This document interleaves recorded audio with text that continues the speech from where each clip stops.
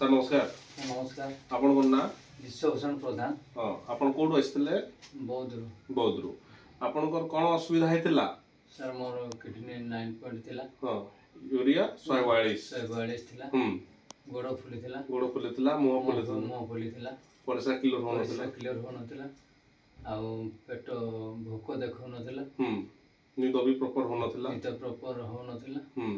वर्तमान एबे आपण केमती अछंती हम इलेक्ट्रोहोमेट्री ट्रीटमेंट नै की सर आपण पाक आसला पर एबे भल लागुची खाइबा को भोक होची गोड़ हाथ फुला कमी जाई क्रेटिनिन आज हम जांच कला पर आज क्रेटिनिन केते आसी सर आज 5 पॉइंट आसी 4.9 आसी 4.9 आसी माने 9 पॉइंट रो हमर 4.9 पले आसी हम केते दिन मेडिसिन खाइतिला 10 दिन मेडिसिन खाला परे आपन को लागु छे कि एबे आ डायलिसिस दरकार पड़िबो बोली नाही सर डायलिसिस रो आवश्यकता नै भल लागु छी ना आपन केते वर्ष हो गेला आपन किडनी समस्या रो पीड़ित थिले 5 वर्ष सर 5 वर्ष रो एटा कम माने बॉडी एखा चली दिला बॉडी चली दिला वर्तमान आपन को फिट लागि छी किछि असुविधा लागुनी ना पूरा फिट ते फुला फुली किछि हेनी तो मो भी कमी जाई छी पिसाब भी ठीक हो छी सर